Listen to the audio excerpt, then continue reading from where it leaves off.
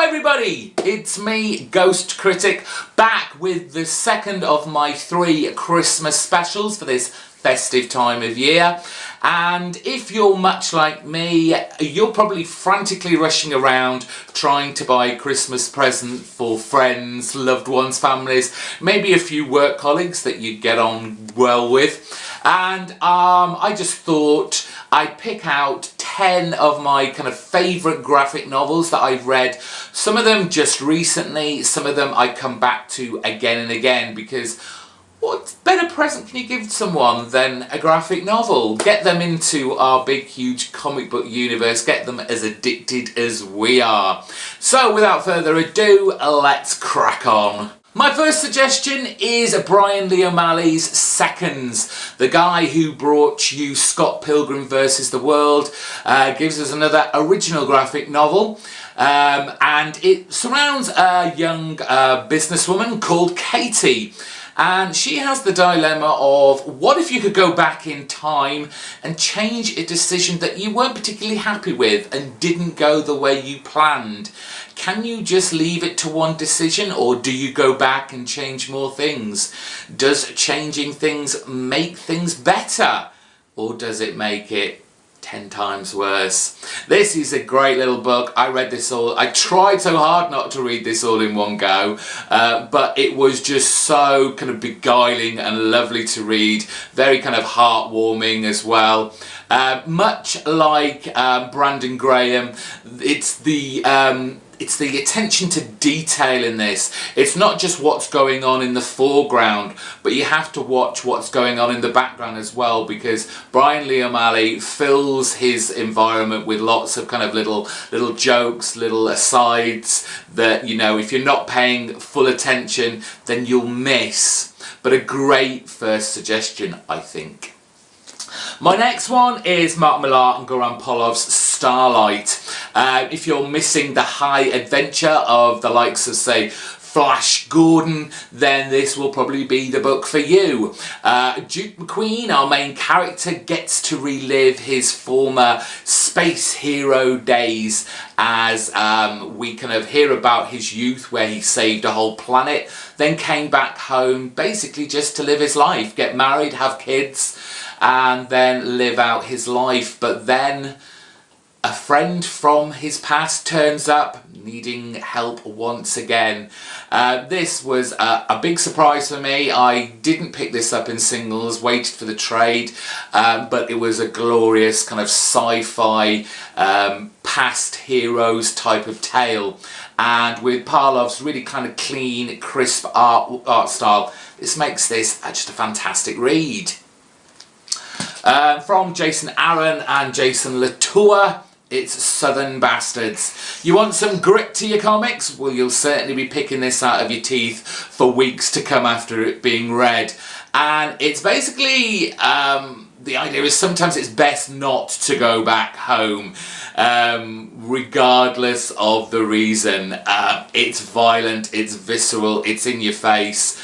This is a tough read, but an enjoyable read, if you can say that. A blast from the past, but a classic genre-defying run from Neil Gaiman. It's The Sandman. You may have just read the prelude. We'll now dive into the original series. It's one of those books that I try and reread at least once a year. It is just fantastic and probably my favourite long-running series of all time. Just perfect storytelling, great artwork from the heydays of Vertigo. Get them addicted to this right at the beginning with Volume 1, Preludes and Nocturnes.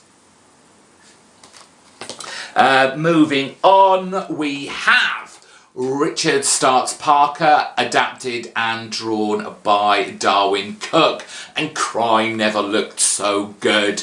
This is an original graphic novel where Cook takes us on a crime spree of sharpshooters and even sharper suits.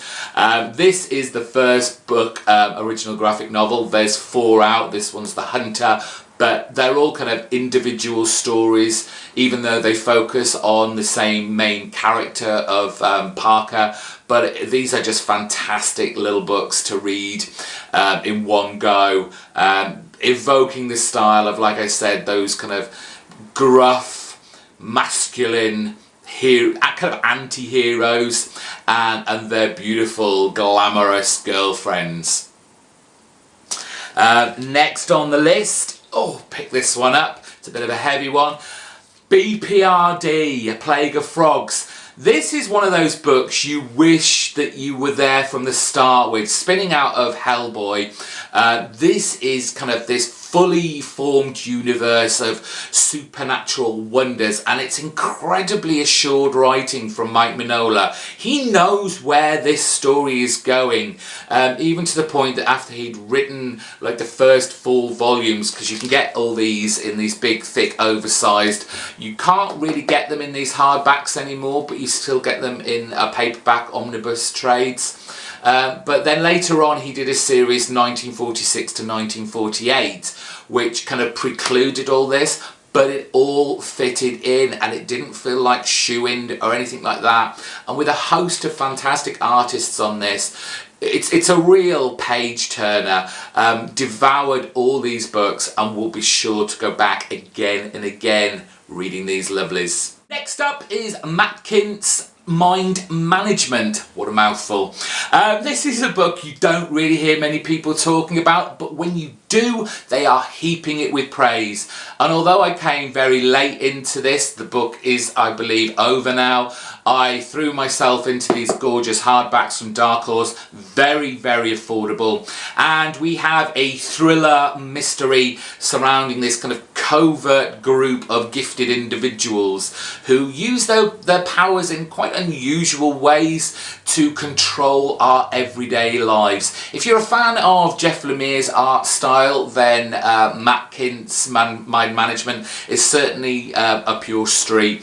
It's very intriguing, it really draws you in. It's one of those books that has a heap of questions that they only answer little bits at a time, and even then, are you getting the full picture or are you already been telling lies? It's got these great little add-ins in here, like messages down the side of the pages, these kind of files about the characters and how they developed their powers, how they got their powers, how they then use their powers. Just a great overall package. We're going to get a bit sexy now with Chip Zdarsky's Sex Criminals. What if you could stop time by having sex? Well, what an enjoyable experience that would be anyway. But Susie and John decide to rob banks. The perfect crime, some may say, but someone's watching you.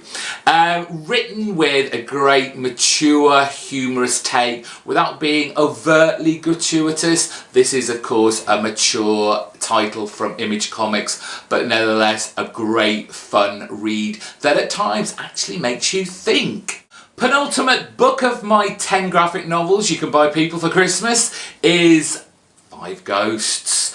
I don't often double dip on a book, but this gorgeous deluxe sized collection of the first, I think it was the first 8, 9 issues, I think. I had to buy this and it is gorgeous in these oversized pages. Basically, we've got 5 literary characters taking residence in our main character Fabian Gray's body. Barbier Mooneyham, the writer and creator of this, takes the reader on an adventure spanning many, many genres in a kind of cool, pulpy type feel. One of my favourite books of the last couple of years. It's on hiatus at the moment, but we're all gagging for some more of this great adventure story. If I could buy you all just one book for Christmas this year, this would be it. Day Tripper. Fabio Moon and Gabriel Barr have written a classic tale of life, death and everything that happens in between. Just an amazing book that has such a clever storytelling concept that it just never gets old throughout its 10-issue run. And I have to say, this is a book that will melt the coldest, the hardest of hearts. You will choke up reading this book. a book I go back to again and again.